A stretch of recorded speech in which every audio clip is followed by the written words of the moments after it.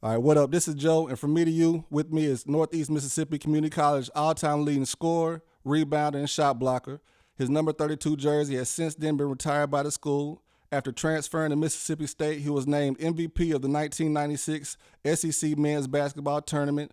To continue on, he was drafted in the first round of one of the most historic NBA drafts in history, as well as CBA 2008 scoring champion. He was recently inducted into the Mississippi Sports Hall of Fame in 2016 and is currently program director at NYBA, Tennessee's largest youth basketball organization. My guest today, Dontae Jones. What up, Tay? What's up with it, Joe? Man, nothing much. What's going on? What's going on? Appreciate you having me, man. Man, I appreciate you joining me. So I reached out to you, you know what I'm saying? You responded back. I definitely appreciate Yes, that, sir. man. No, I'm just trying to be an asset. You know, anytime you're in my position, you want to be that asset, and I see you got a good thing going forward.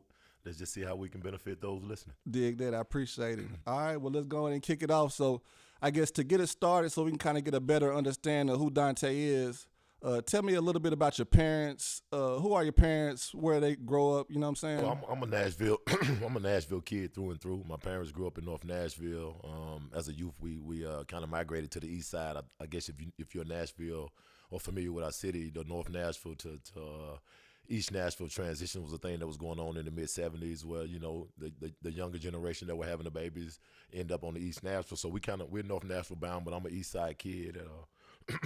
My parents both went to Stratford and Maplewood High School. So like you say, everything is going to revolve around the East Side. But yeah, I'm just like I said, I'm a Nashville kid through and through. We grew up in James Casey Homes, which to most people know at one time was probably the most notorious inner city projects in Nashville, if probably not Tennessee.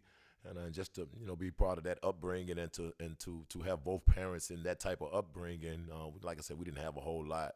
It wasn't about us having a whole lot, but I had my mom and dad there, visible every single day. But growing up in that environment kind of molds your future if you are able to make it out. And fortunate enough, my upbringing didn't hold me back until my future success somewhat. Definitely, no, upbringing definitely builds character for sure. Yes, sir. So tell me, I guess you said you have siblings as well. Where do you kind of fall in your family? Well, we like I said, we're just a regular. My mom worked 2 jobs growing up. My dad, and like myself today, was a neighborhood coach, the football coach in the neighborhood, and kind of the community barber. He was a guy who's more of a civil servant more than anything at that time. Like I say, it's late '70s, early '80s, so it's just a different time and day. And then you're in the inner city, you don't get that many male influences around, especially in those projects like that. And he just happened to be one of the few.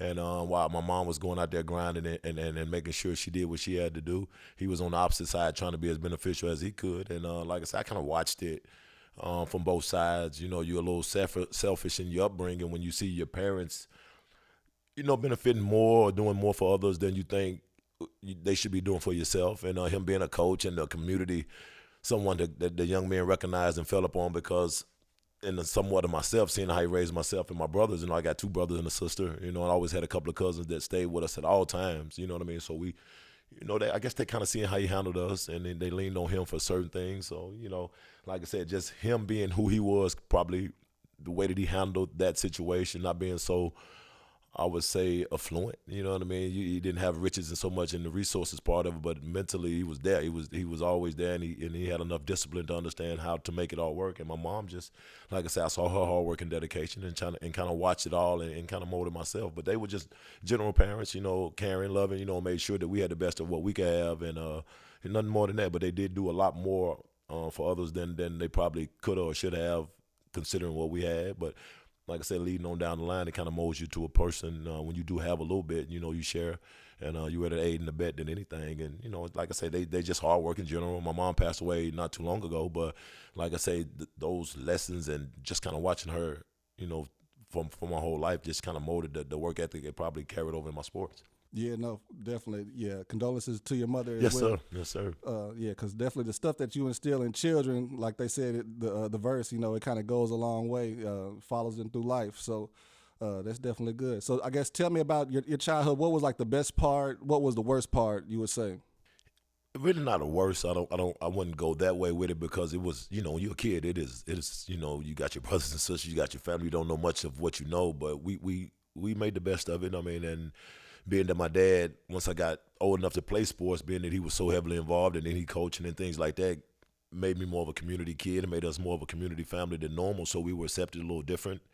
I guess kind of watched over and watched that a little bit different at the time. So, that it really wasn't less joy. It's just we didn't know any better, so we enjoyed every bit of it. And once I got to teenage years, you start to see a little different when you get in middle school. You start to see what you don't have and what those do have, and you just kind of start seeing things a little different. But as a kid coming up in those projects in James Casey Homes, man, I mean, I don't think I would trade any of it, because it molded to who we were. But it was pure joy and fun because that's all you could expect. You didn't have too much out of the ordinary to wish for, so you appreciated the little that you did have. And then when you got, like I said, we had two parents, my mom and dad both there, and then you got him being, who he was in the community like that. I mean, you have no choice but to enjoy the little bit that you had. So we thought we had something.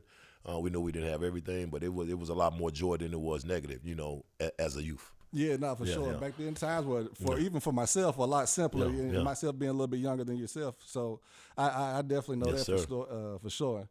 So I guess kind of speaking on that, since Nashville, you're from Nashville. Nashville has changed so much. I guess kind of compare your hometown back then to kind of what it is now, because it's definitely not the same. Even from 5 and 10 years ago, it's changed dramatically. We more of a metropolis. I mean, we get to that point where you talking mega city in certain ways. You got a lot of transits, that's coming in from out of town. It's a lot of commuting going back and forth just to make Nashville. The traffic's up a little bit more. The business is going a little bit more. And you can see with the construction going on that we're building towards abnormal than normal. It's a wonderful thing for those who can be a part of, who got the resources to be a part of it. But it's definitely a different city than from what we grew up in. It's a lot more opportunity out there for sure. But I mean, that's progressively aggressive. I mean, that's what you want in your city. I don't think we could still be 15 to 20 years like we were and be, to the point we want to be. But it's definitely a different city. And if you wasn't here 20 years ago, you wouldn't recognize the city that you're in now. So, But like I said, hopefully it's going forward for the better. We got a lot of diversity going on, got some things going on that should propel those who in it for the right reasons the right way. And hopefully I'm part of some of that positive movement, however that may be. Yeah, no, definitely, for sure. Now, okay, so what about the old Nashville? What was something that you liked about the old Nashville that you kind of miss it, that we don't got no more since everything's changed so much? Well, when you got the social media and the way that the digital age is, it takes away from the community, the more personal of everything. Everything was a little more personable back then, where the relationships and the direct personal relationships were what it was about then, and word of mouth was what it was. Now it's just a little different. The old ways of being more community and more family oriented, that type of deal is just out the way because you can skip over it right now. We're just getting to where you need to get digitally, but. Like I said, we're in Nashville, and for some reason, I've been all over the world, man. I've been everywhere you want to imagine, but it's still never, nowhere quite like home. And I'm proud to be from Nashville in a whole lot of ways. Like I said, I've been everywhere a couple of times, and I've always been excited about coming home. So, and every time I've come home, it looks like we're getting a little better at our approach, and I now found myself part of the approach. You know what I mean? So, the old Nashville is what got us to this point for those who were part of it and had something to do about it. But I want to be a part of, like I say, whatever the new Nashville is going to be for our kids in the future, especially the way that I have to be, my civil servant to the community. For sure, definitely. And I remember you mentioned that your dad was like a big influence on the community. He was like a coaching. So I guess what age did you involve yourself in starting to play sports or ball? 6 years old. Yeah, 6 years old was my first year in contact football, junior pro football, and I guess I took at it naturally. I always had some quite success in sports, but in football, which is my first love, I probably thought I was going to go to the NFL as a kid, and as I got a little older with football, I guess my height and my size kind of dictated, more toward basketball, but football was my first love because that's what he loved, that's what my family loved. We got a couple of cousins that played in the NFL. Also, so it kind of made that the thing, to do. But I mean, football is my first love, man, and to be, like I said, have some success at it. You start to have it and enjoy it even more. And like I said, I just wanted to always kind of be the best at whatever, to prove to my dad that I was as good as whatever he believed in, not maybe even better. And that's kind of my attitude I always had with anything when it comes to everything I do, because he was that first. Pillar of discipline, that first coach, that first leader, and just trying to outdo whatever his expectations were, and make sure I kept his eyes on me more than he would have them on the other kids sometimes. You kind of know how that go. Yeah. No, I feel you. So just to be clear, I'm just curious. So what was your position in football? I was a running back to start. And man, like I said, I was. If you know old football, Eric Dickerson. Yeah. If you kind of remember that, that's kind of a little bit how I was as a kid. Man, every other time I touched it, I think I scored for some 6, 7, and 8 year olds. So I was like I said, I was highly successful in football early, but like it took its own course. But then I ended up being a quarterback when I got 11 and 12 and on up in the middle school and in my first year in high school, which then I really started to be a really good football player. At that time, and I thought I probably could make it to college football as a quarterback and change some trends in college football. That mindset was all I had back then before basketball got in, because that's what I was trained to do. But like I said, I got to high school, thought I was pretty good at quarterback, and we got to Stratford High School, which everybody knows we run the ball probably more than any school in the state, and I was a passing quarterback. So what do you have? And the high school coach told me if you're gonna be if you're gonna play football, you're gonna do one of the two things on this team. Either you're gonna be the quarterback or the receiver, and we're not throwing the ball. So some kind of way that didn't add up, and so I kind of make it executive decision without my daddy even knowing it, and kind of made the decision that I'm gonna stop playing football before I really tell him. So by the time I tell him, it won't be nothing he can do. So, like I said, that. I was a football kid, football pretty good at it, dominated, thought I was going to be good, but the man upstairs had a life turn for me. Yeah, I feel you. So that's when you kind of converted over to basketball, like during the high school? From about 12, 13, 14, I started to grow like out of control, and you could see basketball would be something. And then all my friends around me my middle school, I was probably on one of the better middle school teams that ever probably been in our city at East Nashville Middle School. And they'll tell you it's the running joke for our little crew of teammates. I didn't even play regularly. Like my first year, I got in every game if we were up 20-30 at the end.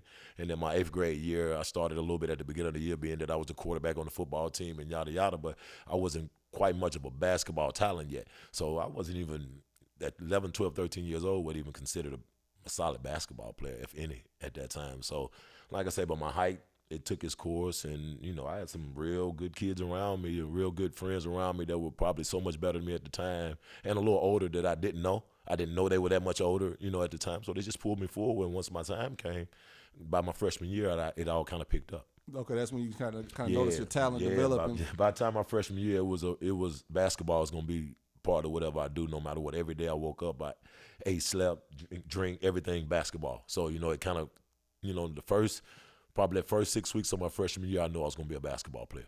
Oh, okay, that's cool. Definitely not. I ain't not realized that. I didn't even know you played football. Well, like I said, it's a lot to it. Basketball is just that I think that's the reward for my mom, for my dad's effort and everything combined, showing that we might have planned things a certain way, we might have dreamed things a certain way, and look where basketball come out of nowhere and take us to places we couldn't even dream. So it's a beautiful thing when you know the beginning of it and where it all started, and all the kids that we impacted, and all the kids my dad coached, and all the kids that went on to be successful that can reach back and say, man, Coach John Jones was my coach. I mean, to me, like I said, I was selfish as a youth. 11, 12, 13, you're a bit selfish because we don't have much for you to give much. Yeah. But you taking a liking and you taking these kids, and the same thing I find myself doing in the program now, going outside of my own comfort to make sure others are comfortable. And when you want to be beneficial, and like we're going to keep getting back to that, when you want to each one, preach one, reach one, and teach one,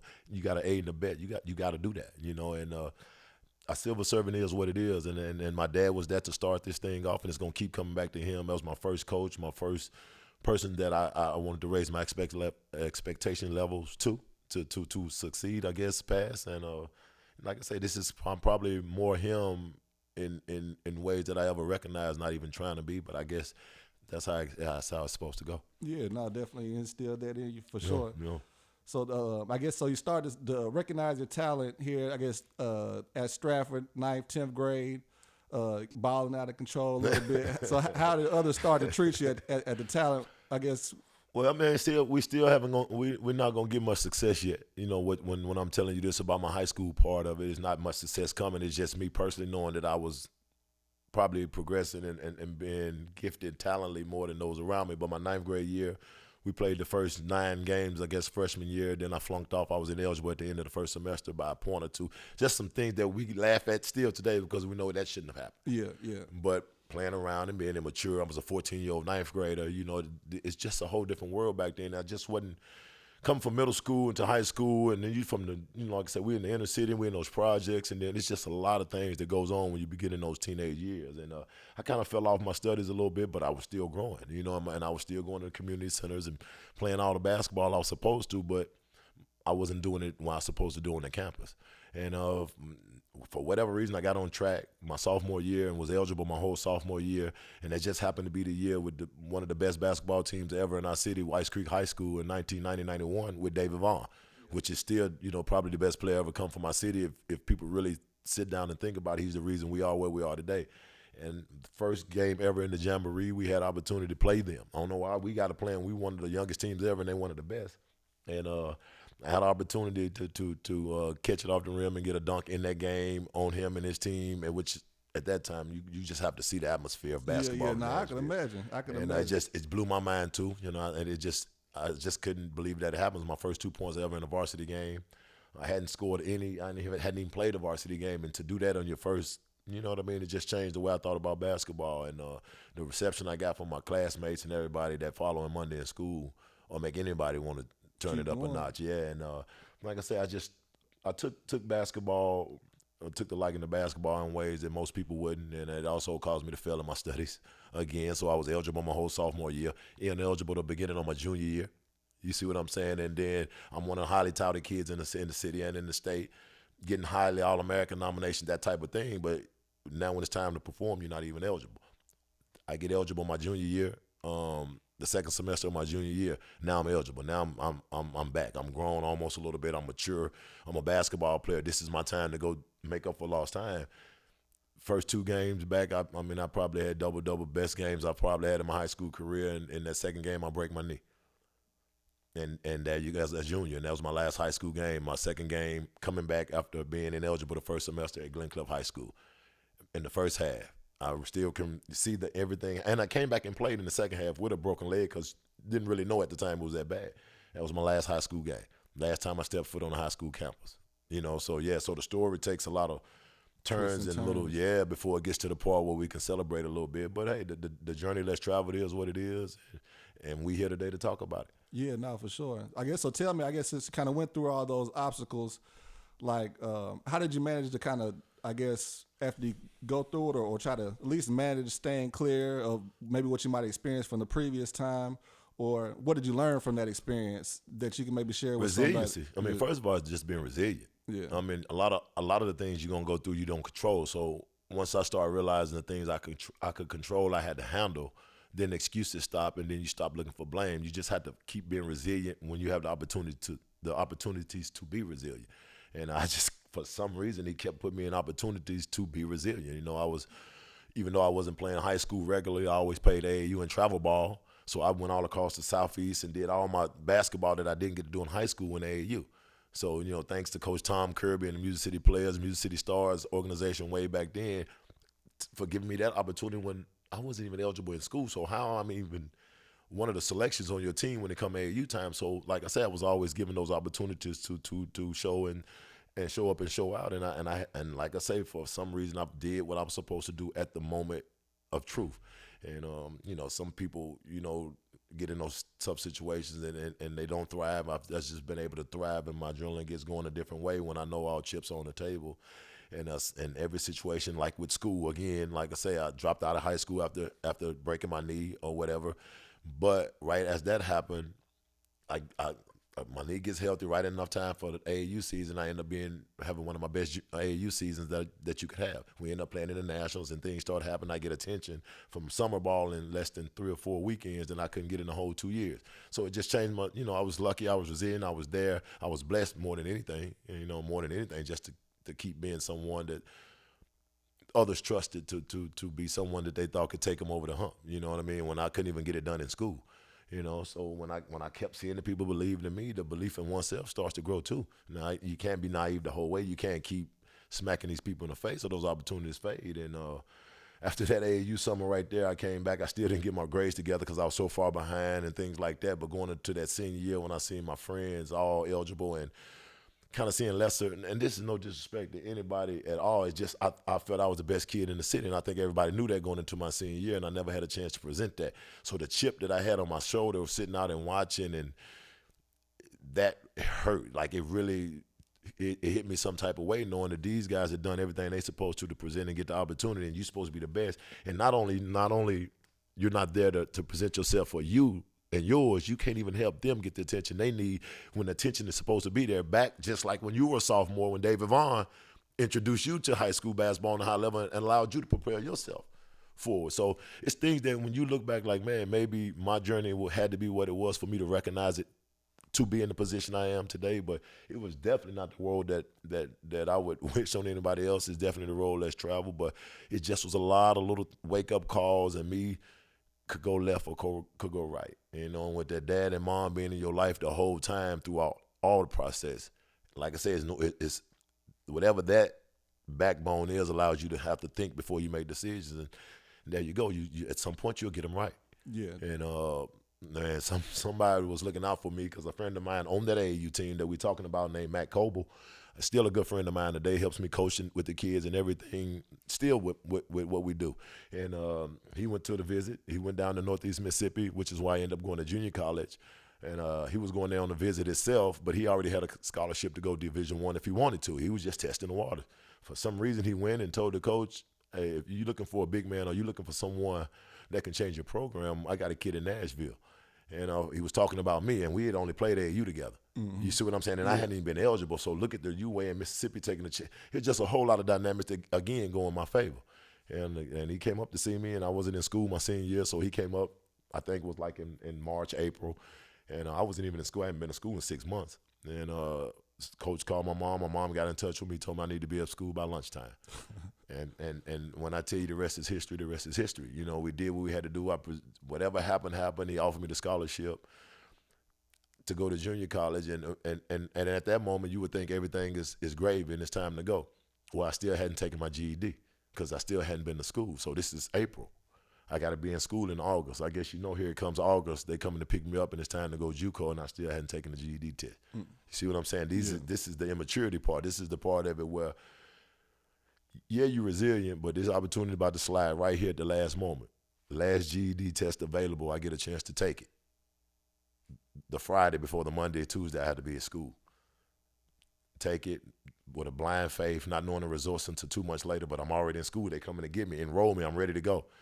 Scores come back flying colors, and we never look back.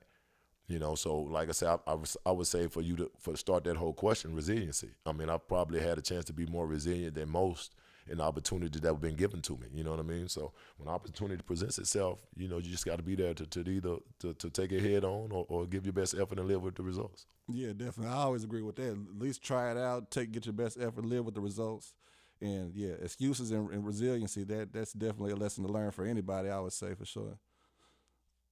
So I was going to, mention, since you kind of explained the recruitment process, because I know around that time, the only thing I can remember from the recruitment process was that He Got Game, that movie. Yeah, with Ray Allen. Yeah. See, that was my favorite little movies back in the day. So it kind of showed the recruitment process. I guess your particular process was a little bit different. Yeah. But at the same time, they had to work and get you in the door. It's a lot of things that now. I mean, I'm comfortable talking about it because it's real. It's not like we did anything out of the ordinary or illegal. It's just things that have to be done in order for certain people to get in certain positions to do what they need to do. And for when you're an asset or a benefit to a university or institution, in so many ways, they have to make sure that you're able to do what you do. You know what I mean? And man, if you don't take those study halls and you don't take those extra moments of extra time, and if you don't take the perks that come with being a great athlete, I mean, where's the motivation going to come from? Because you can see the benefits that the universities are getting. You can see all the assets that come their way, and you're not going to be foolish and to be hungry and go without when you know you don't need a lot as a college athlete at all. You just need what you need.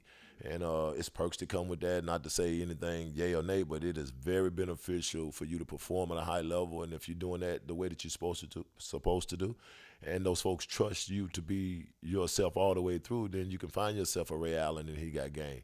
You know, down the line, someone that ended up being the real Ray Allen, 15, 16 years in the NBA, same NBA draft that I was in. One of my good friends who I know from AAU back in the day and the Junior Olympics before we even make it to college and the NBA. So when like I said, all of these opportunities that present themselves to you, you just got to be there for them. And I'm just living proof that it doesn't matter the direction or the route that you take. You know what I mean? Once that one moment happens, you get over that hump, man, and there you go. So I find myself, like I said, back again to it, just being more resilient than many. Yeah, nah, definitely. That's what's up. So I guess now you're at Northeast Mississippi Community College. From the act, you got all the titles right now. Still currently lead shot blocker, rebounder, and scorer. Man, They retired to Jersey. I guess so. You was just balling out the frame. Because I don't watch a couple of the old games, not from Mississippi, well, not from the community college one, but from like Mississippi State, and you was just a scoring offensive machine. I just enjoyed it. I tell everybody I gave everything I had every time I got out there. I didn't really know when would be the last time I would get to perform. I had been injured a whole lot. I had broke my knee had already been broke before. I had at that time didn't know, but at that time my foot was broke. I didn't, like I said, when the game been taken away from you, you tend to enjoy it more. And then I was coming out of high school where I'd been injured and missed being ineligible. And then, like I said, you've been out a year and a half, 2 years, and these folks embrace you. The day you get on campus and put the ball in your hand and say, do what you do, just follow my script. And my coach, Mike Lewis, which if you know who Bobby Knight is, that used to coach Indiana, he's a Bobby Knight in his discipline and his aura, but not quite as mean as you would think, but he's disciplined, you know what I mean? So he kind of held a certain level, big man, 264, 240, 250. So he held this kind of, well, I better really take heat. You know what I mean? Yeah. So he had me at a point where he trusted me to do me if I would do what he asked. And, man, I couldn't even – it went by so fast in junior college. All I know is I was out there doing everything that I possibly could do to be the best player every game. And I hadn't had a lot of formal basketball other than AAU because I didn't play much high school. So every single game was a chance for me to get better and better at the game. And if you know anything about junior college basketball, it's no telling who you're going to play against on a certain night. I mean, you might have a 25, 26-year-old man with kids and a family out there playing against, and you're 18, 19 years old. You see what I'm saying? Or you might have a guy who is transferred from a Division I big-time university. And you just, like I say, you just a regular JUCO. So the challenges each night were unexpected, so the respect level had to already be there, and I put the respect level back on myself in JUCO, man. Like I said, I knew what I hadn't done, I knew what I was missing, so I had to catch up and make up for everything every night. And I just was a madman out there. I played every position on the court, you know what I mean, offensively, and then on defense, I was just wherever the ball was. And once I had enough time on the court to kind of learn how to play and listening to him teach the game, and then at that time too, the recruiting process was different. It wasn't Twitter and IG and everything like that. They were coming to see you. They were driving all these miles and spending the night and getting to see who you was as a person. Now, when these college coaches and recruiters, they telling you and you can kind of see, so you know what they there for. So it kind of helps you too. It let you know I may be doing some things right. And I just kept playing to the crowd. As the crowd grew and as the attention grew, you were doing some things right. And along the way, you just learn how to play. And then in junior college, like I said, it went by so fast. I was a man amongst boys. Once I realized I was a little boy, I was young. I was 18 freshman, 19 sophomore, but I was grown in my basketball because of all the time not playing in school. Now I'm playing in the neighborhood. I'm playing in all the community centers and rec leagues. One of my best friends is my cousin, my fam. Like I say, William Alexander, Big Boo. He's a guy that if anybody knows my story, they know he was right there. It was not a gym or a hard court or a church league or a rec league or any tournament, wherever it was a basketball opportunity when I wasn't in school, he made sure that I was going to get that opportunity. And but like I said, man, I'm again just a gift of opportunity, And like I said, I've been around people who always knew that maybe you're a little bit different from the norm, so you stay the course. I guess so. Tell me, okay, you had your experience at Northeast Community College, Northeast Mississippi Community College. Tell me about your transition to Mississippi State. The biggest transition going from junior college when the whole world is kind of revolving around you at all times, being because you're the big fish in a little pond, the role reverses a little bit. Now you're a big fish in an even bigger pond. Yeah, you know what I mean? Yeah. So it's some guys that were already established. It was some guys who were already All-American and who they were going to be. So you don't really get to come in there with any expectation other than do what you're supposed to do, however they recruited you. And I was highly recruited, you know what I mean? So now that level of self was already there, so I knew I had some level of respect from them by the way that I was recruited. So I came in with my head held high and my chest out, but I quickly, got humbled. I'm talking about for real the first couple of days on campus, realizing that, hold up, my basketball alone not going to get it with these cats. So what gave you that experience, the humble experience? It's the first day in the rec gym with the team. When you first really get around some guys who walk-ons on the team, guys who you didn't see get in the game, fifth year seniors, guys that you like, he might be nothing. He definitely can't. Well, the first time we split them up, shirts and skins, and the return players against the newcomers. Yeah. So yeah. And then when you play a couple of games and realize not only have we not won, it's just I'm not even a part of the. It's like I'm not even involved. Yeah. You know what I mean? I can't do nothing about it right now because I didn't realize they're a little more structured. They're a little more understanding of each other. They know things about each other by time and tendencies. Things that in JUCO, it all revolved around my actions. Yeah.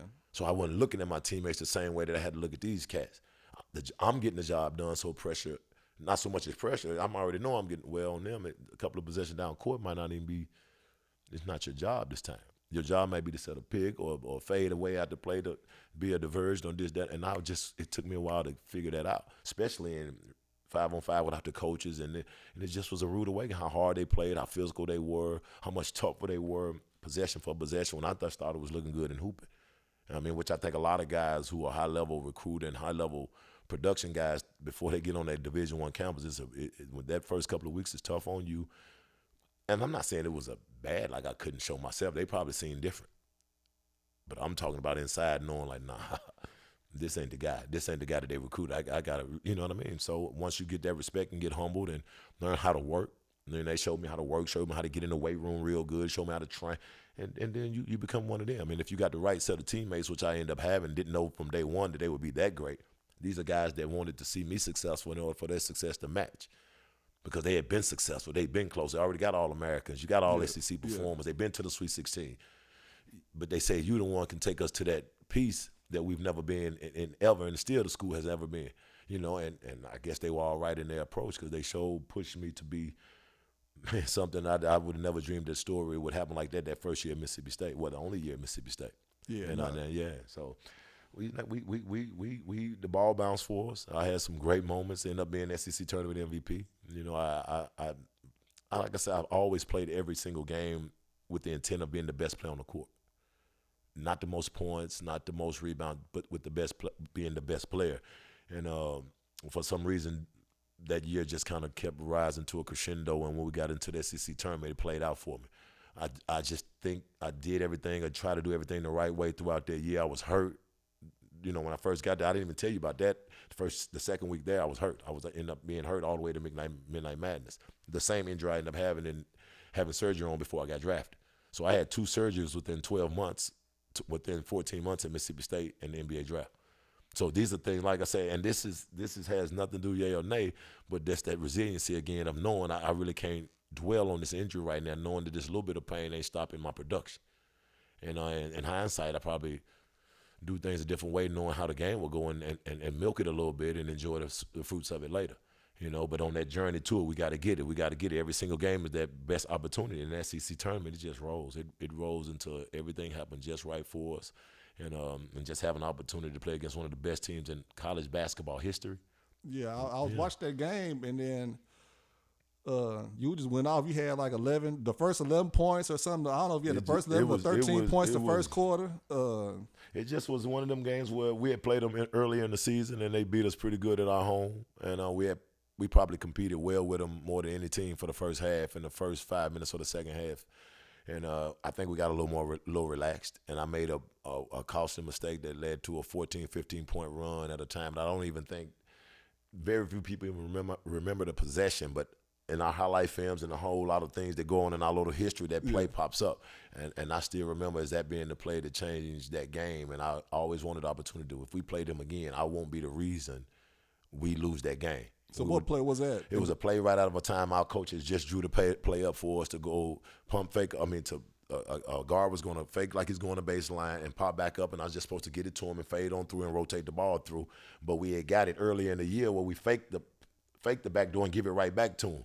So I thought we had eye contact, but take in mind, we on a run, then cut the lead to 1 point. As our ball coming out the timeout, it's going down. Yeah. So this is one of the moments where coming out of timeout, we need to be precise, and I just took it upon myself to make a basketball decision that I thought was the best, and they stole it and ended up getting a layup and stole it back to back. Some things happened. We were down 15. It just broke us at that moment. And you speed up into that SEC tournament championship game. I was locked in a different way, and I don't think my teammates even look back at that and remember. He's probably some of the reason we lost that game. I had like 8 or 9 turnovers in that game the first time. Played good, but to the standards of what I should have, I didn't. And I held that and got, like I said, we got lucky enough to play them again. And they didn't have the greatest game, I don't think. I like to think some of our defense and what we did caused it. But you could tell they were, when we got off on them early and got to going and was still right there after those first 5 minutes, it kind of took them by storm. And we got the hitting shots, and I'm a different type of basketball player, so I'm a rhythm player, and I'm gonna go with the game and how the game flows. So when the moments were flowing, it tended to go our way. And at that time, they just kind of watched it a little bit, and we got ahead of them for good. But you see how that year ended. We still had some success later on down the line, and they ended up being a national champion. But that day right there changed my basketball life, and I think I put the attention. Even though I didn't go on to have the one to probably what some would say a so-called NBA career, but it still propelled my basketball life because at that time, a kid from James Casey home with a broken leg in high school that got his GED to just come out of junior college in Mississippi and only playing that first year at Mississippi State, ended up in that SEC championship game and being the MVP. The story could stop right there. You know what I mean? It could stop right there. So, like I said, I'm again a product of fortunate circumstance and taking advantage of them opportunities again. And being at SEC tournament, though, like I said, I don't like I've watched it a million times, the highlight parts of it. I don't watch the whole games of nothing. It's just, but those highlights, you have to show the kids to remind them. You have to also remind yourself, that hey, man, there's a lot that goes in for you to being who you are sometimes, and those are certain reminders that hey, man, don't sell yourself short out here. Your work put in, your work is a positive reminder of what you are, and that SEC tournament is always something we can look back on and be like, yeah. One day in time, it was one shining moment, and that was my one shining moment. Yeah, no, you had a lot of shining moments, but that was one for sure because you balled out. Yeah. No, I was really impressed by the performance in the end. For like, I know with your organization, having the kids kind of go back and look at it because they don't know, maybe they weren't around to experience the not a single kid in the program. Yeah, for sure, that's right. For sure. Not a single kid. Now I'm gonna get into that a little bit later, but so. After Mississippi State, now we kind of going into the NBA draft. The NCAA tournament. Tournament. Yeah. Which was, like I say, you say more shining moments. It still was a couple of more moments in that tournament that got us to that NBA draft because it could have stopped at the Kentucky game and been, hey, that was it. But we had a couple of more moments where we played the number 2 and the number 3 team, Cincinnati and Connecticut, on the way to the Final Four. Which that's the number 1 team in the SEC tournament. Then you got Connecticut and Cincinnati, the number 2 and 3 team at the time. So we knock off the 1, 2, and 3 team in a matter of 2-3 weeks to go to the Final Four. And in that stretch, again, I get the all NCAA tournament team, and then I make the Southeast Regional MVP, which is even more of a accolade than probably SEC tournament probably could have been because that propelled us to the NCAA Final Four, which Kentucky went on to win the national championship. But like I said, we had a lot of opportunities present and show up, and at the end of a lot of those moments, I end up having the opportunity to be standing, as one of the last 2 left when they presented accolades. So, that I think that whole 4-week stretch, the Kentucky game showed that I belong. The 3 weeks following to get us to the Final Four, let people know that he's probably this is not a fluke. He's probably good enough to play next level basketball, and as we see a couple of months later, it did really happen.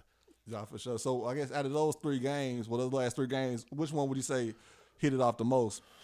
Well, the Cincinnati game got us over. That was the one that sent us to the Final. I think that's the one that sent us to the Final Four. So that was the biggest one, and I ended up having a really good game in that game. At 23, I think 23-10, 23-12, one of those games where I was really effective, and you know what I mean? And to go to the Final Four, like I say, we're the only school still in the state of Mississippi to make it to the Final Four other than our girls, Mississippi State girls team. But in the men's basketball in the state of Mississippi, we're still the only men's basketball team to do that. And then you talking about being an intricate part of how it happened and why it happened. Boy, that's amazing. That was just an amazing moment. So the SEC tournament was outstanding, but to know that we advanced to that Final Four and to know that I was still as important as I was from day one when they started recruiting me to our success, man, that's just a great feeling. And I've always held confidence in my game. Anybody who played with me or against me would say that they would probably attest to that.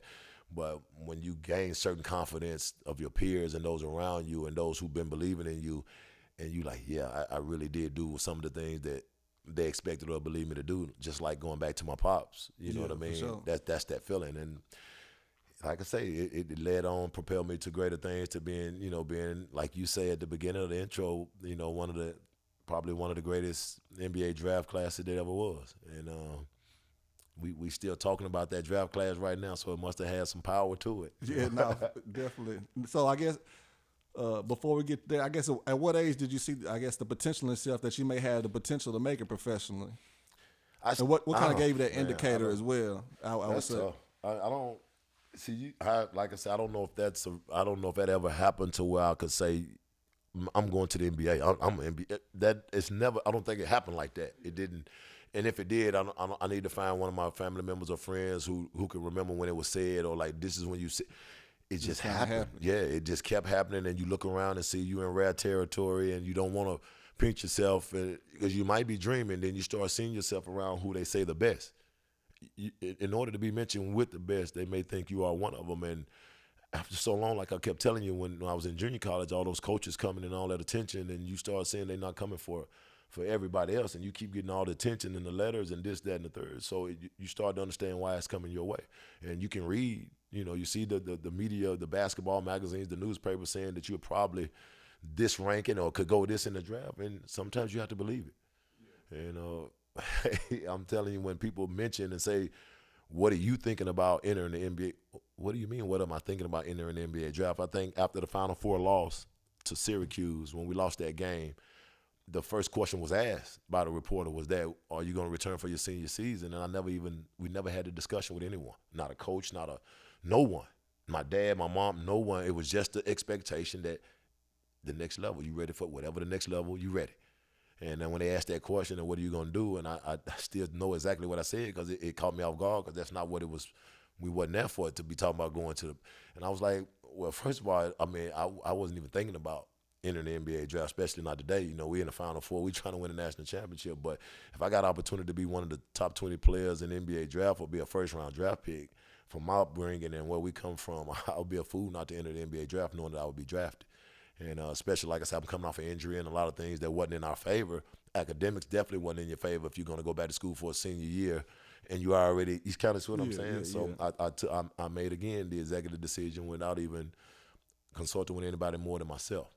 You know what I mean? Once the question was asked, I answered according to what I felt good, and I think it just the energy of answering that question that way kind of led people to believe he probably gone. And that's how it happened. I don't think I had enough cockiness. I was confident. It's different from cockiness. I don't think I had enough cockiness to tell people, oh, yeah, I'm going to NBA, and that just ain't the type of dude that, well, especially at that time, I don't think you could be that type of dude. Very few were that good to know that. So it just happened, and when I knew I was in rare company with guys who I thought were the best in the world, and you right there, you know it's going to happen, and it happened. Yeah, so now we're in the 96 NBA draft.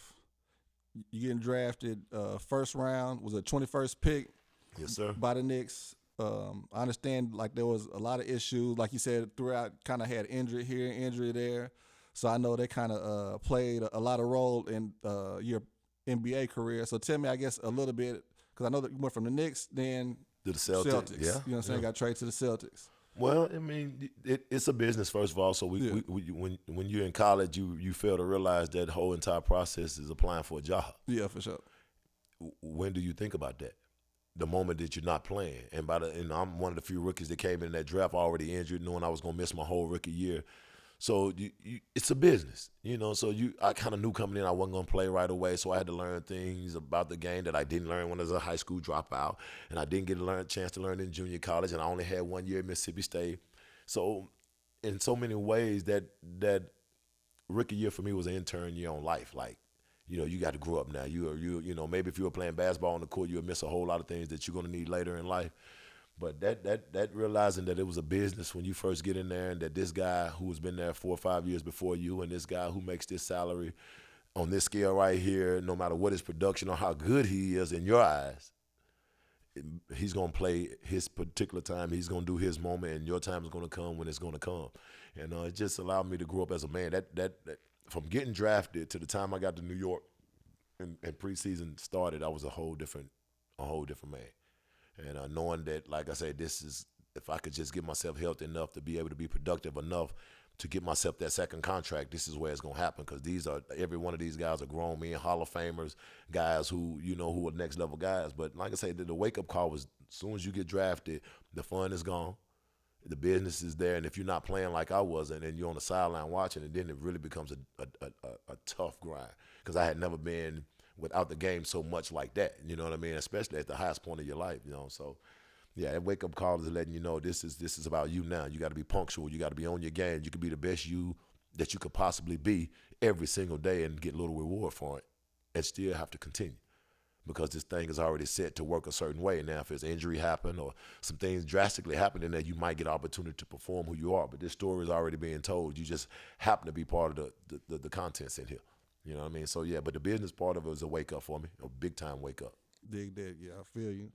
So I know definitely had a career overseas as well. I'd like to get into that. But before we get into that, I know like all ball players like to kind of be entertainers, and then all entertainers like to be ball players. Yeah. So I was going to ask you about your go hand in hand, don't it? Yeah, for sure. About I guess Wicket East Entertainment. Yeah, well we did. So tell me about it. Well, we and like you said, all ballers tend to all sports ballers tend to want to be entertainers or rappers, and vice versa. That's the common denominator throughout the neighborhood. We know that that's nothing about. But when you're young and you got assets and opportunity, you just try to figure out ways to kind of be beneficial, but also in ways to make sure you call yourself trying to be business-minded and also getting your craft off, showing that what you're about. I'm not only just a basketball player, I'm an entrepreneur. I want to do this, I want to do that. So Keep It Wicket Entertainment with me and a good friend of mine, KD, Kosh Madadi, man, we were in an opportunity where we had enough assets and enough brain power to see that Nashville got some talent, and I'm one of the, and it was going into the NBA lockout time, so I knew I was going to have some opportunity to have some free time. But we just wanted to be, instead of having money, just spending money and having fun, we wanted to make sure we put it to good use, and to most of the rappers at the time was our friends and guys that we've been knowing and been real close relationships with. So the music thing wasn't something that was odd to do. It's just, we had the opportunity to jump right in, and he had been around Cash Money Records, and the Cash Money had been in Nashville doing a whole lot of things, so our influences were changing. You know what I mean? Pistol, Cool Daddy, you know what I mean? And Boogie, they were, like I say, they were doing their things, and this was, at the time, what the next level of wave of who's going to be next. And then we just wanted to make sure when we started the music, and just like we probably do with the youth kids now, we started with the intent of making sure everybody had opportunity. Because there was some cats in Nashville that we thought were really good and talented that, man, never get heard. I mean, if they don't hear our talent around here, how's anybody going to make it? And it's going back with Young Buck, and then we talking about Big Lou. I'm talking about these when the early rap Nashville, Quanti Cash. I'm talking about you PJN when there's a lot of, like I said, at that time when, if you know what I'm talking about, guys were trying to break through that wall of success. And then we put a lot of money where our mouth was. We're just like the studio we're in now. Unbelievable. It was unbelievable opportunities we had to work in the Quad Studios and some of the studios on Music Row, and to record music that we probably knew wasn't going to make $1 million. But I think we got 1 million ears to listen over throughout time with putting all those artists on there. And some of those artists end up having their own careers that end up transpiring them to be, the artists that they became. So the music thing was more of a hobby that turned productive hobby, and also become, if you're dealing with music, if you're dealing with it long enough, you'll find yourself a part of it. And I end up making music for myself, and just trying to be somewhat constructive with the time and money that you did have. And if you've been in the music industry or anything like that, it is put your money where your mouth is.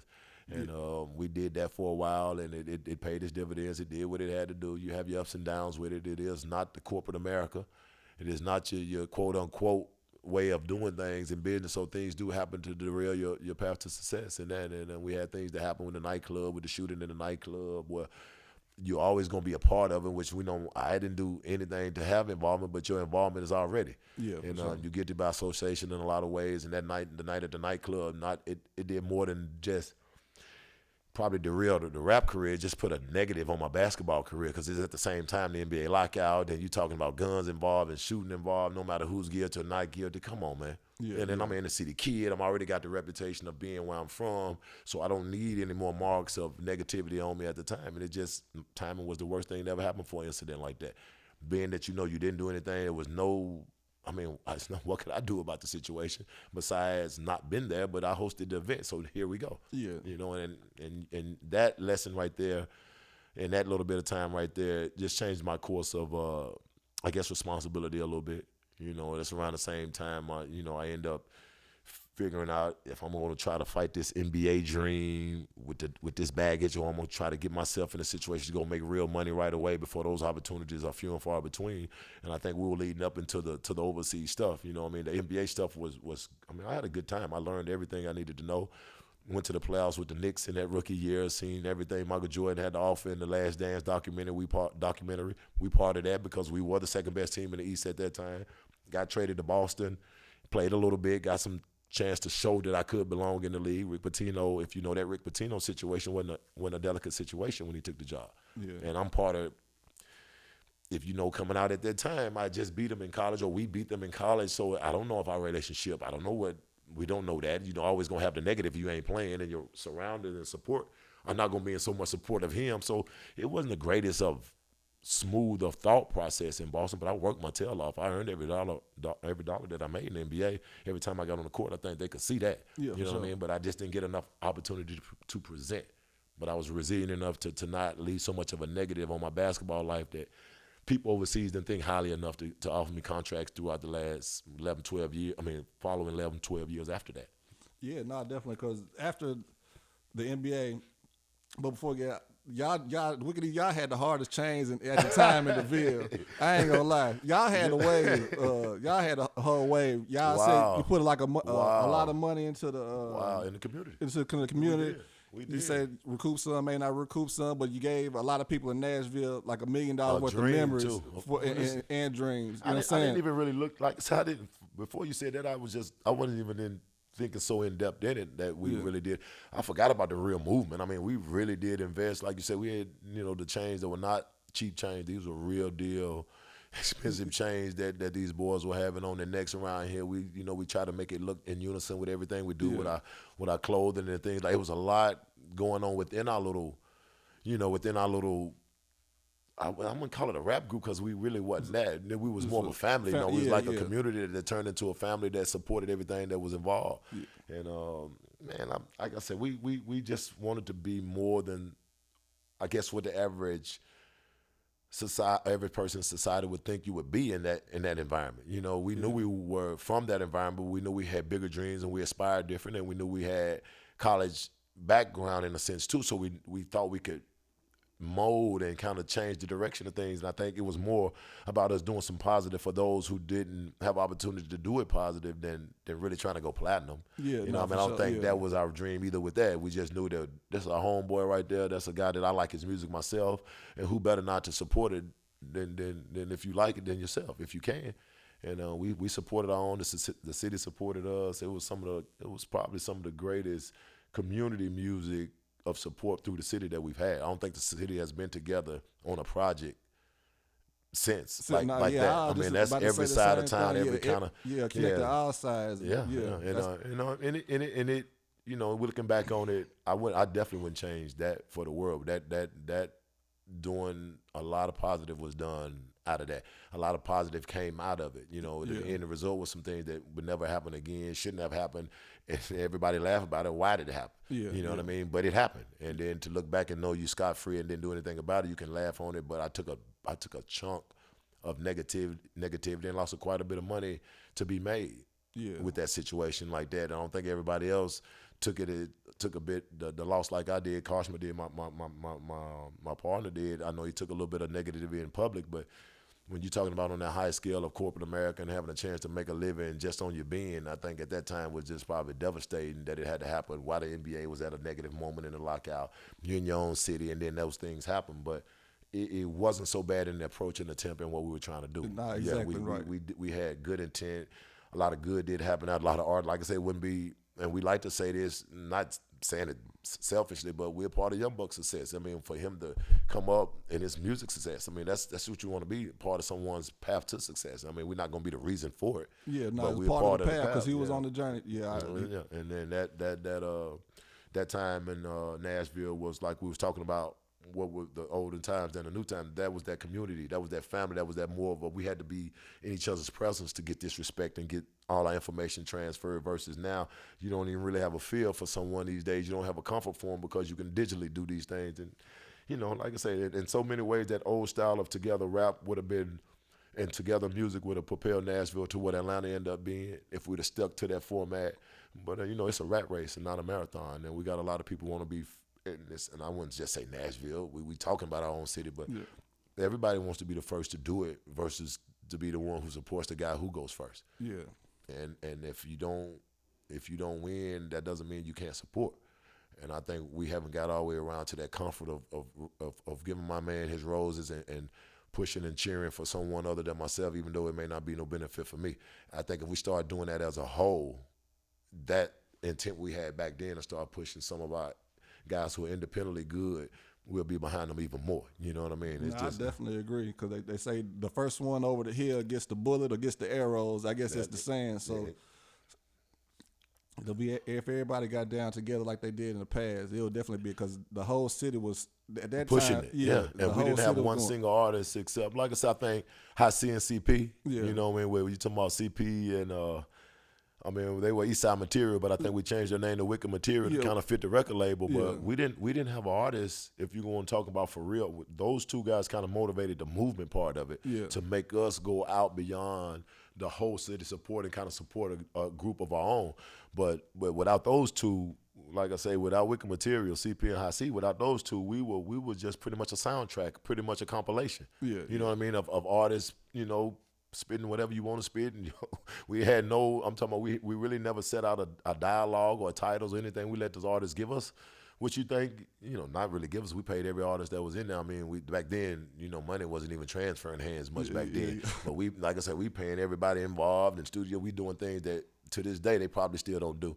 And but everybody involved got took care of. They took care of us. We took care of each other. When the CD came out, we even made sure everybody had enough of the CDs if they wanted to make sure they did something other than, you can even make you a few of them off. These is yours, So it just don't work like that. No, the game is a rat race, not a marathon. If I'm first and you don't even make it, I don't even care these days, and I don't understand that at all, because in the world that I've grew up in competitive sports, it takes every single one of us. From, like I told you when I got on campus, those walk-ons and cats that didn't get in the game, they show you they belong and why they belong. And once you start respecting folks for why they belong and each person for their little gift, man, this thing will be going. And we don't do that so much around here, respect each other for their craft. We rather critique and pull away of what somebody's really good at, versus giving him credit for what he's good at. You know what I mean? I don't, that's the connotation that we have is not fair. And like I say, I've been in it enough to know it is not intentional. It's just kind of how the human nature is. And I'm going to be a part of the new change. We're still talking about, though, I'm really out here. So I got a couple of, people in the community that I watch, and we all benefit off each other's positivity. And if we can keep pushing and pushing, we'll start supporting each other enough to where those who do make it understand the push that they were getting and keep pulling more. I know I didn't make it by myself. I know if I had X amount of resources at my fingertips at this certain time, certain things would be going a certain way. But maybe then my efforts and my purities wouldn't be as they are too. So here you go. For sure. Yeah, definitely. No, I definitely agree. So kind of moving on now, I guess, to the overseas or even here, you played in Memphis, correct? Well, I played with the Memphis Hound Dogs in the ABA. Then I played our Nashville Rhythm team here too in the ABA. Oh, okay. Yeah, I played here. Yeah, we played here a little bit before I ended up going back overseas the second time around. When I left the NBA, I went to I did some stints in South America, in Venezuela, Puerto Rico, and then I went to Italy. Oh, okay. Right, when I went to Italy, that was my first stint of real European lifestyle. Stayed in Italy 2 years. Then I went to Greece a year. Then I came back, and that's when the Nashville basketball part of it happened with the Nashville rhythm and all that little thing like that before I did my last stint overseas. But Europe, when I went to Europe and Italy, that first year in Italy just kind of changed. It changed everything. It just the reality set in. Yeah, No more NBA. Ask you about that because I didn't know you played in South America as well. But Yeah. also in Europe, you say Italy. So I guess was Italy like one Naples, of your better Italy. experiences Oh, man, it's great. while you were overseas? Unbelievable. Naples, Italy. You know, I mean, it was. And then when you go overseas, you're treated a little different. You got a high level of respect. They look at you almost like we look at Jordan at home. They look at almost every person who's the leader of that team at that time with that same adoration. You know what I mean? So you coming in on billboards and commercials and you walking around like you somebody, so you feel like you somebody. So Italy, and I was fortunate enough to win a title in Italy right away. So now you get this sense of wherever you go, you somebody, and I end up doing 2 years in Italy, the two of the best probably basketball lifestyle years that you could live. So how's that feel, I guess, winning the title overseas in Italy? Like, what is there? We know what the NBA championship looks like in America. What's that feeling over there? It's different because we're in America. We're a team as a team. It's not even so much as a city as it is. These folks overseas, it's their country most of the time. So your win is for the country. So it's a lot of passion and emotion that we don't even got to. We can't get that emotional about a game because we got another one coming up where there's just a little more different. The opportunities for entertainment and enjoyment and overseas is just different. So they use their soccer games and their sporting events. Man, they use them to really get a point across, and in so many political ways, I think. So when you win big in Europe, man, and you present well for them people, the country takes on to you like no other, and you get goosebumps, like you really know you somebody. So Italy, that Naples, Italy stint 2 years was great. Athens, Greece was where I was right outside of Athens, and Patras, Greece, which was, I mean, like I say, if you know your European lifestyle is decent. It's right off the ocean. You seeing where the original Parthenon in Corinth is, I mean, the real deal. When in biblical times, you get to see that with your eyes right off the Mediterranean. So those things, and you're like, well, for a kid from East Nashville, James Casey Holmes, look what I'm getting to see. That's unbelievable. Yeah. So my experience as a European was never a basketball concern. I already knew I belonged. That was nothing. It was always, why am I in this country? What's my reason for being here? Why am I here versus another cat? You know what I mean? And I'm like I said, I still got the chip on my shoulder from the '96 draft. I'm still part of one of the best draft classes that ever was. Allen Iverson's draft, Kobe Bryant's draft, Ray Allen's draft, Steve Nash's draft. These are guys that's great. When you hear those names, you know those, and I'm part of that. So you hold that chip all the way through your basketball life. And when I go overseas, I made sure I reminded anybody in the path or anybody that was close that basketball-wise, I need to be held accountable. And my results going to keep me accountable, you know what I mean? So my experiences have always been great overseas. I came back home, the birth of my oldest daughter, I came back home in that little stint to kind of get back right. So I didn't go to Greece the second year, but that's when I played for the Nashville Rhythm in the ABA, which was an unbelievable experience when you get to play home. That's the first time I had been playing in front of the home crowd ever, because the little high school situation didn't happen much. So to see your family, friends, and people who would talk about it and say what they say to actually see you, and this is at a time where you maybe not in the NBA or college, but you're at your prime in your game. So I think I earned a lot of respect being at that high level of performance, playing in that setting for so long for those around us to get to see. Because I had some younger boys, I needed them to understand, if y'all gonna make this in life, if you're gonna make this your career, I'm right here, so I'm showing you it's a lot that's gonna go into this.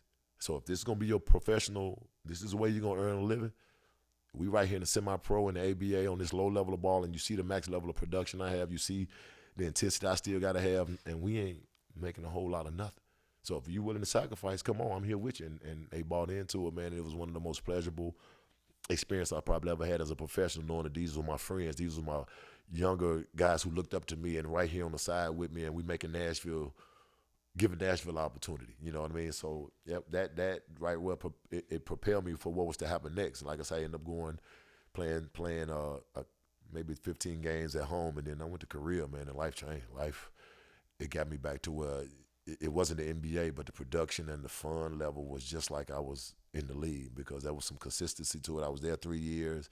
We ended up playing, in playoffs 2 of the 3 years. I mean, everything was just like a comfort zone. I was there for a minute, and it really gave me appreciation for all the stuff that I've been through those 3 years in Korea, which gave me the last 2 years in China kind of were bonus. I thought my career at 34, 35 years old, most guys overseas career gonna dwindle down, and I end up having two of the better seasons in my career. In China, those last 2 years in China, man. So a lot of just me, kind of being fortunate in the right situation made that overseas situation be more of a breeze than anything, because I was always mentioned as NBA player or Kobe Bryant drafted. So you get that out of the way. So now they just want to see you perform versus anything else, and not knowing I had a lot of deep inner stuff going on at that time, just because I was removed from what I thought was greatness. Because at this time, Kobe and them taking off, Allen Iverson and them taking off, and Ray Allen, Stephon Marbury, you see what I'm saying? Sharif, all those guys are having a career, and you way over here on the other side of the earth. I mean, yeah, it's some reward on that court, but when those games are over, it's a reality check. And the overseas was great, but it's the reality check. But I appreciated the way I was appreciated. And so when my career dwindled down to an end, man, it was nothing to look back on and regret, because you can't control your minutes in the NBA. You don't get control injury or situation like that. So, if I hadn't had those experiences overseas, man, I would be a broken basketball dude. It gave me life, man. It gave me everything that you thought I could get in the NBA. I got it there. Yeah, you can tell because you was overseas, resilient, getting titles. Then in China, scoring title champion. How was that? How was that feeling? I looked at the list. Not too many. Well, most of the Chinese people the first few years. Then here come the Americans. Well, I was part of the American wave. I was part of one of the first couple of years of especially NBA players, former NBA players, with Stephon Marbury. When I left, Stephon Marbury came to the exact same team, the exact same city, and took him to the next level. I was in Beijing right before he came. Me and David Harrison, who's from here. David Harrison went to Brentwood Academy, played at Colorado, played with the Indiana Pacers. We were both in Beijing right as they were transitioning to be a quality, because they were young. And we got them up to a certain level, did our little time, which the rotation turnover in China for players is rapid. So for you to get a couple of years is big time. So when his time came in, he just happened to get the right moment, man. And then, like I said, I still take, not credit, but you still get to be a part of the success that happened there, because most NBA guys wasn't even going to China. I mean, we would go to Korea, but they wouldn't go to China. And like I said, to go over there and be a positive experience, now look what it do for other guys. Now it's nothing but Americans over there leading and scoring and enjoying the world of China and making a whole lot of money. Yeah, because I seen J.R. Smith went over there. He got him a little scoring title over there too. But you said Stephon Marbury went over there just a little bit after you. But once he went over there, he ain't never left. Changed the whole culture of China basketball. Still there now, statues, champion. But like I said, I still and he's part of that 96 draft class, don't forget. Yeah, exactly. There's no way Stephon Marbury, I would like to believe, and all those other guys who end up coming would take that China leap if we hadn't broke down those barriers and been over there right away. Maybe we was a little ahead of our time and missed on some of the glory that come later. But we were over there to see it opening up, man. And it's no negatives when they paying you for your services.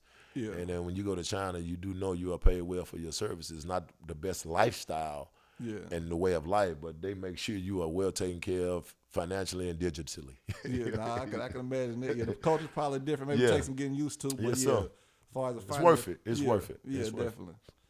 So what was I going to say? All right, so overseas came. Now we kind of finished to like the post-professional career. So tell me a little bit about how NYBA came about. Well, just like most athletes, I think, when you find that idle time and you look around and there's no more games and there's no more teammates and, there's no more opportunity for you to perform, you got to figure out a way to be an asset if you're going to be a team player. And I know most athletes, and especially in my position at that time, you have a little more leeway financially. So the last thing you want to do is go to work. And it just was figuring out, what do I want to do, but what can I do that's going to be a passion, and I never would have thought coaching. I never would have. It's just never dawned on me that I would be to this level of asset to other kids, coaching on this level. Hard as I was, and probably much of a headache as I was to a coach, I just never thought about it. And then myself, David Carey, and at that time Corey Allen, we were all just trying to figure out a way to be asset to the community basketball-wise. And I think David went around, the time David Carey went around, who's the co-director now. He went around just kind of picking the brains of all the basketball people he could come across and all the people that he thought that he thought was influential in the game of basketball. And he said when he came to me, it just kept coming back to one common denominator, and it was like, man, they just kept saying, you might need to holler at Tay. If you're going to do something of that magnitude, you probably need to holler at Tay. He probably the only one that that really gonna really enjoy it that way, and whatever that meant, and whatever those people referring me and why they felt that I was the one. He came to me with a for real proposal, not just a hey man, for real business proposal written up, and when you find someone who takes that much diligence, and just like yourself, and trying to be a beneficial to you, like you could do this a whole lot of different ways. You could have went a lot of routes. You asked me because for the way that you thought, you thought a certain way, and for this man to think that I would be beneficial to his situation before he got through the third or fourth page, it was already a no-brainer. And I was like, man, this is it right here. This is a chance for me to get out, still be in a basketball gym, kind of still be myself, and also work though. You understand what I'm saying? Because this is not just a cakewalk. You got to work this thing, and any reward that will come with it, financially or resourceful wise, will come with it, will be earned and well deserved. And that's kind of how I took it, but especially being a former athlete. I mean, you don't have a whole lot of great options. If I go to a 9 to 5, 45, 60-hour week working, my benefit and asset to these kids will be limited. And I just took what did those before me do for me. Yeah. And I took that in, and we worked and talked about it. And 6 months later, man, we were sitting at McGavick in front of 20, 30 kids, not knowing what to do. Like, really, here it is. You know what I mean? And on a whim and blind faith or belief in oneself, we just gave them what we knew. We still to this day don't have a correct science or an exact science or to tell you this is how you're going to be great at basketball. I don't think that's what we're doing at the program. We do use the program to get a lot of bright eyes and bright ears and big eyes and big ears in the program. And we use basketball to get their attention, definitely. But I think for a fact, and it's a lot of young men that's in this city that can attest, man, the last thing they probably really going to talk to you about is basketball. I mean, and I think we do well with being brotherhood and responsible adult to those who are around us at that age, and using basketball as a platform to get them in to believe in themselves. You know what I mean? Get them to be resilient at certain things, because this game of basketball is a microcosm of life in itself, because you're going to go through so many obstacles, and a lot of times you think you're going through them by yourself, but you take a deep breath and realize I got some people 9 times out of 10 that's in this thing with me if I use them to my advantage. And I've always, like I said, in sports, tried to be that best player every single game, and in order to be that, you have to be the best teammate. Yeah. And there it goes right there, being great at being you. You know what I mean? So if you expect everybody else around you to hold their own, you just hold your own. And we've had opportunities in the program that most programs hadn't had a chance to, and probably couldn't fight through. But being resilient and passionate enough to know that these young kids need us more now probably than ever, man. We've fought through, and we're here 9 years later, and the program is, like I say, is almost self-sufficient. We got people that really believe like we believe. And you're living proof and testament of knowing, how much when someone can believe in you. We ain't going to the NBA every day. We're not getting Division I scholarships every day. We make productive young men and women that come out of that program who hopefully we are part of that. You know what I mean? Yeah, so just wanting to have a chance to be an asset without really working the physical work was the reason I end up, like I said, myself and David, man, we just end up, giving up a little of our personal life and sacrificing quite a bit of our personal life for the benefit of everybody else. Same thing my dad did, and I think same thing his intent was when he came to me, to see if he had somebody who believed like he did. Yeah, no, I can respect that a lot. So, and shout out to David too. Yes, sir. But I was going to ask you, since y'all have grown to be like the largest Tennessee, Nashville, I guess, youth sports organization, because sports in general, it helps kids just develop character into men, learn accountability, responsibility, all types of things. So I guess what's like one of you all's missions that you all are trying to do in regards? Well, a lot of what we say, man, we keep it simple, but it is a big deal. Our little thing, our motto is just hard work paying off, and that's just being simple with it. But once you get inside our program, you realize just being great. Be great at what you do. Just be great. The hashtag be great. And that's from the moment you wake up out of that bed to go brush your teeth, to go get yourself ready for school. Just be great. I mean, that's not going to mean just because you're being great and you're consistently being great that you're going to always win and get favorable reward. But you're going to be proud of those results that you keep getting if you know that's all you could give was your best effort. And then that's it. And I don't think we can ever avert from that. right there. Because if they're trying to be their best at whatever they do, they can be satisfied and enjoy the results they're going to get. As if basketball, if you're worrying about just scoring buckets and being the best player, then you're going to miss out on a whole lot of enjoyment. Yeah, you know what I mean? So sure. our motto has always been hard work pays off when you get in there and work, but just be the best you that you can be. Be great at being you. Never any regrets for trying to put in that work for your best self.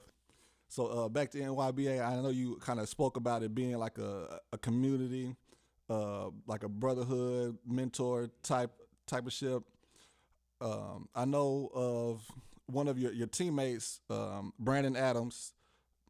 He kind of tragically passed away through an unfortunate incident. Can you kind of tell me about the impact that might have had on the organization? Like, how was he in the organization? What is his impact? What does the impact do to the organization? Because he was very influential himself. Because I know he was one of the first people that kind of started in through the program. So he was kind of one of the mentors to some of the younger kids as well. Just mentioning his name, when it's me, hearing his name is going to be a little bit emotional, but just because the relationship that we had, but to know that the mottos and the things that we were teaching and the kind of things that we still trying to embellish in our kids today was him, like really him, and to have him so close to. You teaching and you trying to be your best to everybody. You got all these other people's kids, and then you got so much responsibility on you of others, and then your own that's right there with you. That's your own. Maybe need you in ways that you think you're doing your best. Let me kind of, you know what I'm saying. You think you're doing everything you possibly can do, and you are because you see his progress. You see the change. You see everything is going up the ladder in a pace that you couldn't even imagine for yourself. So.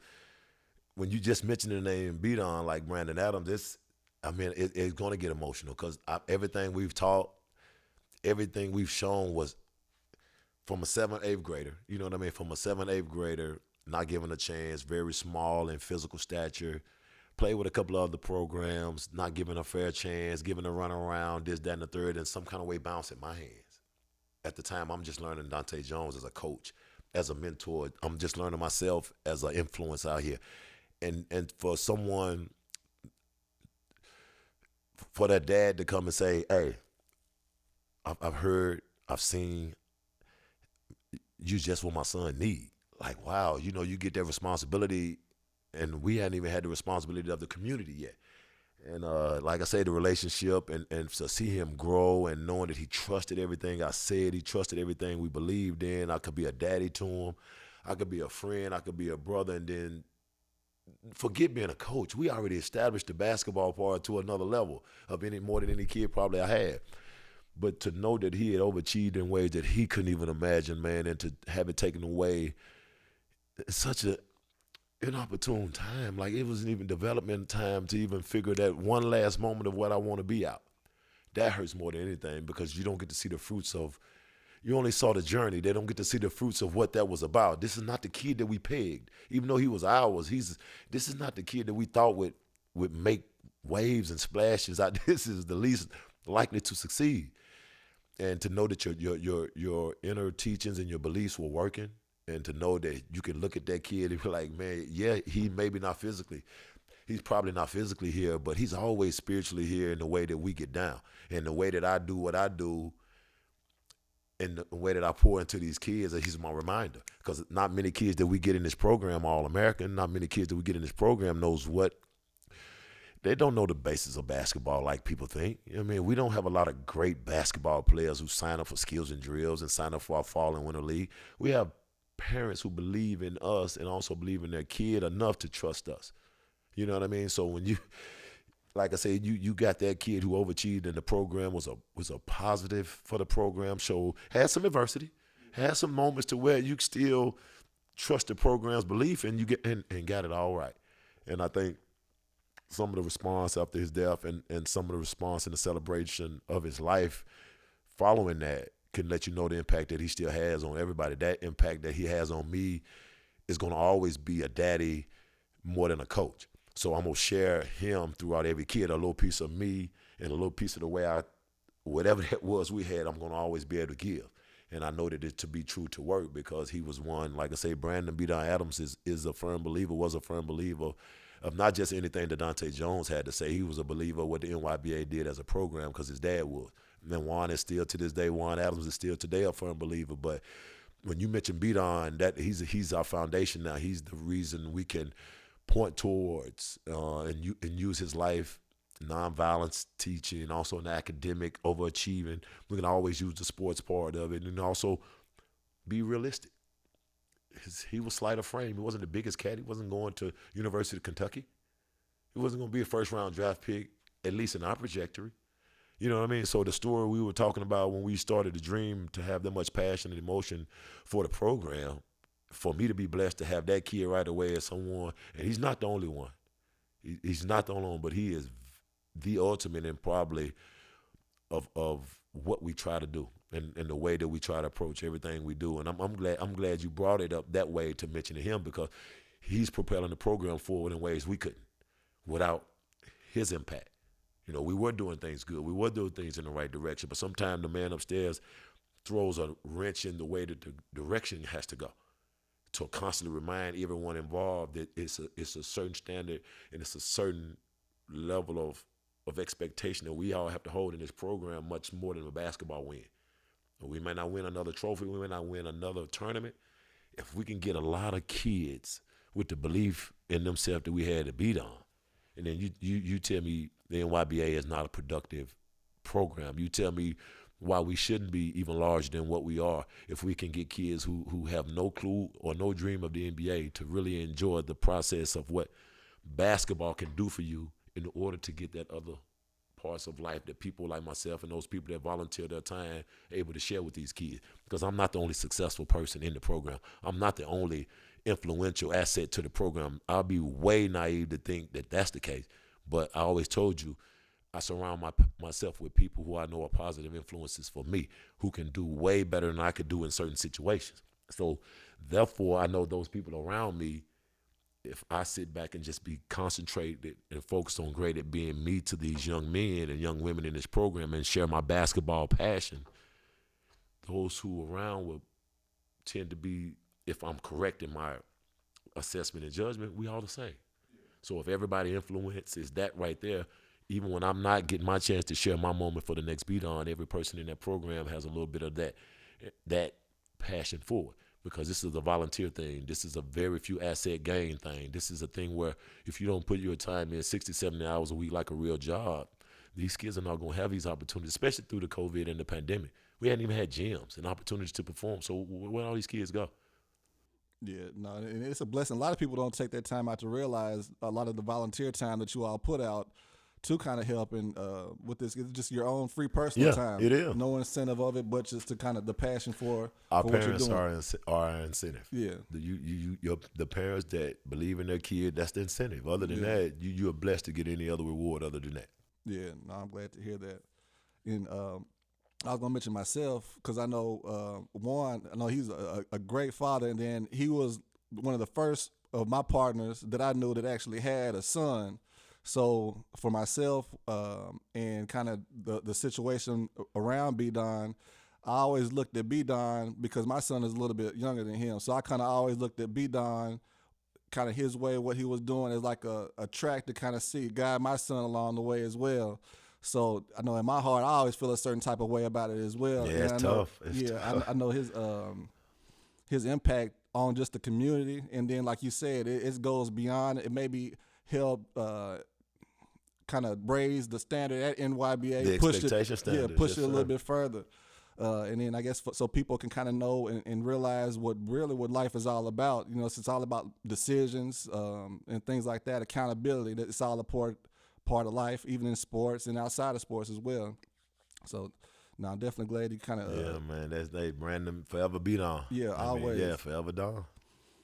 And then, all right, so tell me, I guess since we're on the mentoring, I've got like a few more questions, I guess. Okay. I know you mentioned your dad a lot throughout the interview. So I guess, was he one of your greatest mentors? The greatest. The greatest? Yeah, I mean, and I'm not saying it because my dad, I just know I had the fortune of being around some great ones after.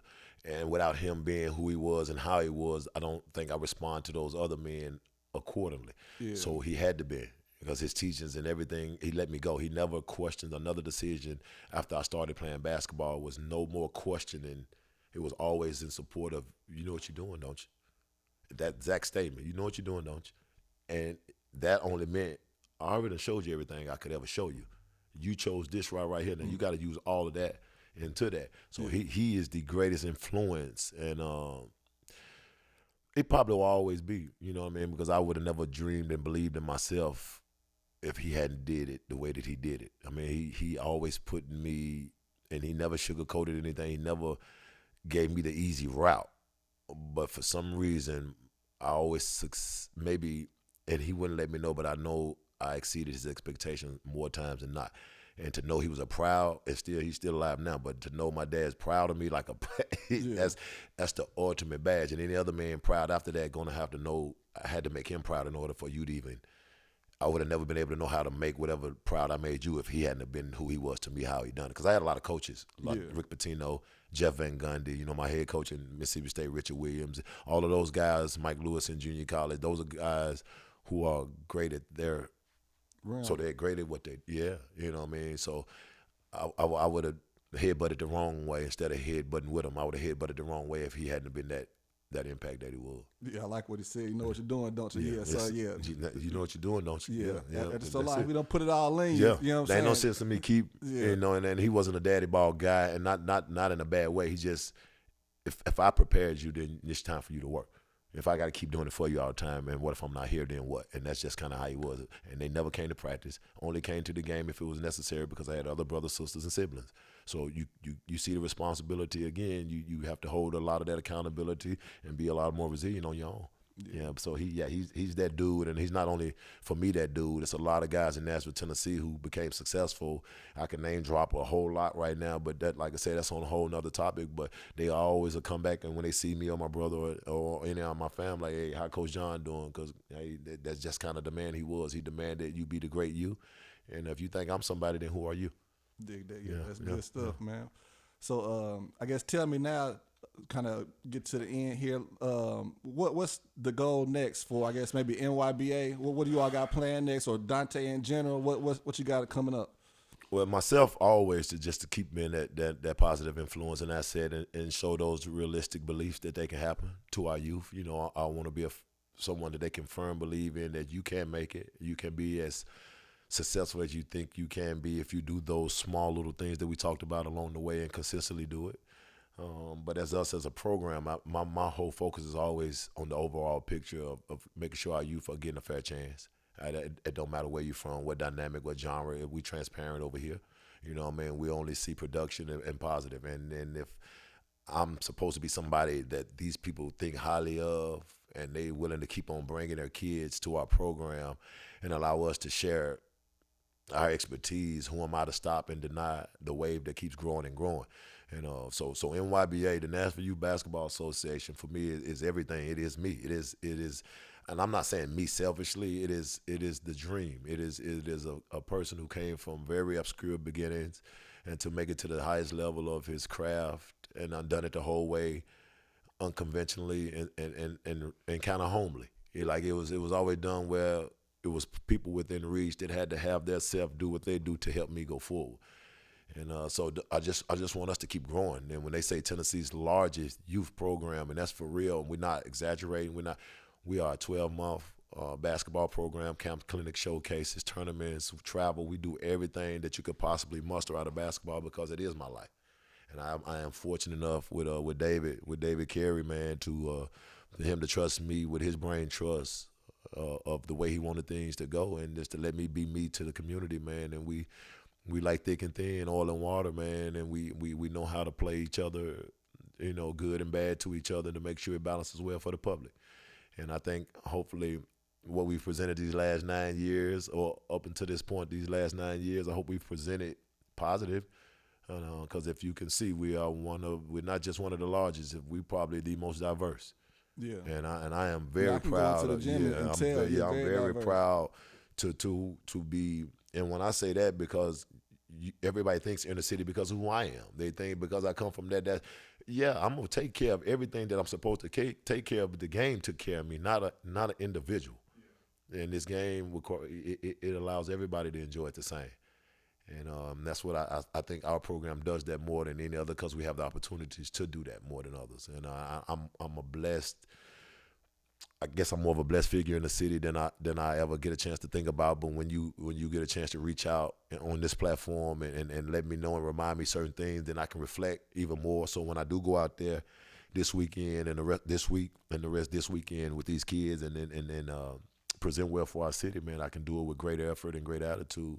And like I always say, I expect my results to be what they are, and because I surely am prepared, and I surely do have the support, of those around me to continue doing it, man. But NYBA is more important than what Dontae Jones is doing right now, because Dontae Jones is the NYBA. Yeah, that's what I mean. Yeah. Dig So that. yes, sir. So tell me, I guess, how would they get in touch with NYBA if they wanted to kind of reach out, look up some information? Well, we're on Facebook, the Nashville Youth Basketball Association, on Instagram also, NYBA Basketball, Nashville Youth Basketball. Thank you, www.nashvilleyouthbasketball. All the social sites that you can reach, we probably have a link. I'm not, and like I said, this is it's just funny to me because I'm all basketball, all in. Once we start, I really don't do all the extra when it comes to the social media and all that stuff. But that's kind of why we do what we do. Everybody works their job. Everybody holds each other accountable to do what they do at a high level. And if you want to reach out to us, you can on Facebook, and you can directly always reach out to me, and get anything you would need to know when it concerns the program. Because like I said, that is my brain trust. Also, that's David's brain trust. We are one.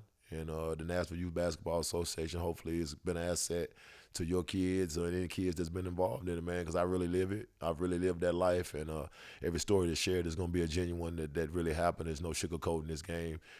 We're not trying to be the best NBA and college basketball players. No, we're just trying to be the best individual kid that we can be, any kid that comes through our program, and that's it. Yeah, no, Yes, I sir. like it, yeah, for sure. Well, Dontae, I appreciate you chopping it up with yeah, me, man. Yeah, I appreciate it. Yeah. Anything else you want? I just appreciate you giving me a chance to express myself. You can always, tell those who are doing things for the right way, you continue to do things the right way. You are benefited, and your support of us lets us know that we're doing things the right way too. And not many times we're going to get a outlet to express it. You know what I mean? And hopefully this is a situation that goes further than just us talking about it, some people listening and figure out, hey man, I might want to get my kids signed up to that program, or I may want to support that program, or I may just want to do what they're doing. Yeah, that's what it's all about. You never know what you might inspire. Yeah, so but I appreciate the love. You know what I mean? Every opportunity I get to present, the NYBA is always a positive on that end. But this is more about me appreciating you giving me the opportunity to speak on the platform. That's it. Yeah, dig that. Well, thanks for meeting, man. Appreciate it.